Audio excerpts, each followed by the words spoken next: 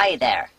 My name is Brad Gogetter, and on this face-to-face training video, I am going to show you how to meet, fall in love, and keep forever your soulmate. We all know how good life can be for a single person. You have peace of mind, freedom, and the occasional sexual encounter with another human, married or single, or alone in masturbation. So, what's the problem, huh? You look just like the advertisements on your TV and in your magazine of choice. The problem is that you are alone. And that TV advertisement and in your magazine of choice always shows you with another person who thinks you are great fun. Okay, let's begin. I am going to use 2 actors to show you my new techniques. 1 female and 1 male. This will cover all of your sexual orientations, and if you are gay, which I am not, you can adapt these methods to suit you. Now, here we have Oscar. He is a nice guy. He's got a good job, a great credit rating, he is fit and healthy, his local gym coach makes sure of that, and he feels really positive about himself. He has had several really good relationships, all of which have ended dumping him into an emotional black hole. He does have issues, but he is dealing with them, but has yet to realize that it is all his fault and not his father's. And here we have Sarah. She is a nice girl, attractive, sexy, outgoing, and confident. She too has a good job, a credit rating, and is fit and healthy. She has just had a few relationships, none of which shook her tail feather, and has now given up looking for love, choosing instead to live a liberated life free of sexual tension in the hope that she will find love naturally one day. She too has issues and is dealing with them one by one. If neither of these people are you, please switch off now and look at our face-to-face training video called How to Be Somebody Else. Okay, so Oscar and Sarah are sitting together on a train. This is no accident. Oscar sits next to Sarah every time he can on this train. He sometimes uses clever tactics to achieve this. Sarah is well aware of this and appears to find him irritating as he tries to get her attention. She would much rather read her book, but then maybe her book is about a couple shagging each other's eyes out on a tropical island after a death-defying adventure in Africa. So, how does he do it? How does he begin a relationship with Sarah? He begins by finding out a bit about her, so that he can begin a conversation. He tries to see what book she is reading.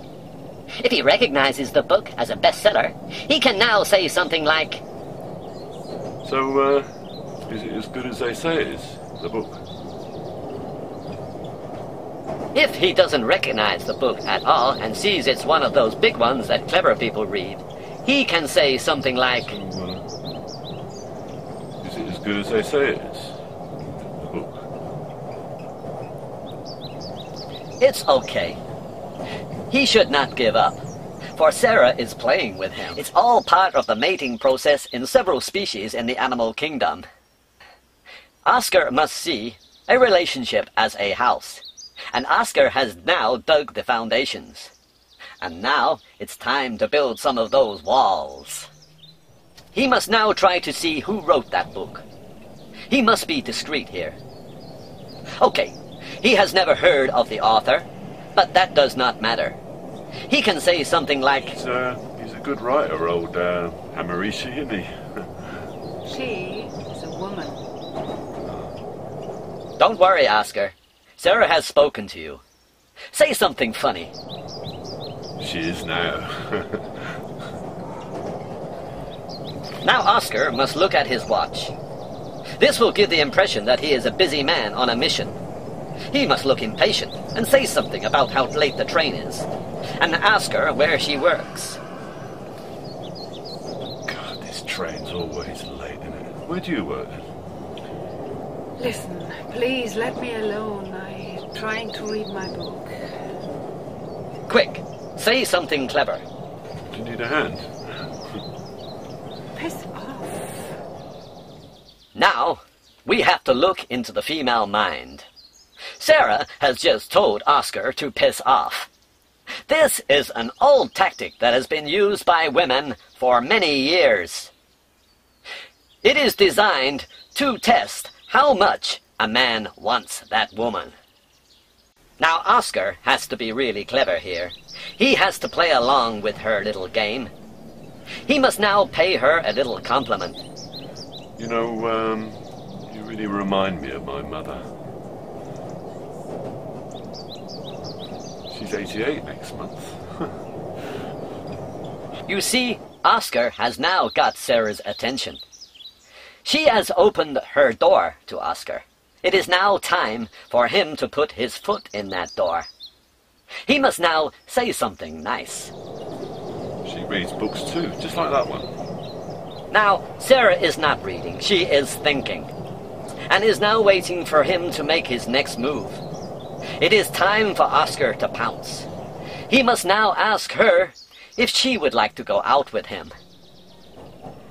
So, would you like to go out with me then? Listen, you dirty old pervert. Leave me alone or I call the police.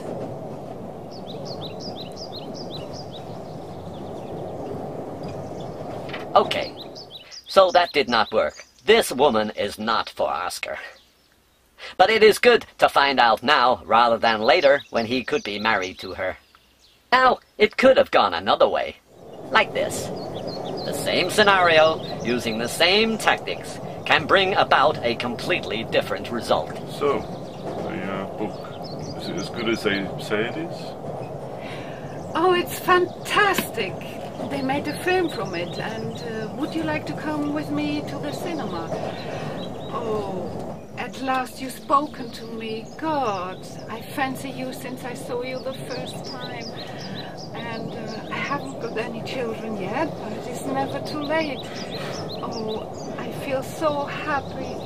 At last, my love of life. Stop. Do not continue with this relationship. It will end in a nightmare, and you will find it very difficult to shake her off. So, you can see, my advice is to not look for love, because if you do, you will never find it. It is best to be who you are and leave everything to fate. If you end up alone, then you will probably be happy. If you end up with a person that you do not love or have grown older and grown out of love with, you will be desperately unhappy. Thank you for listening.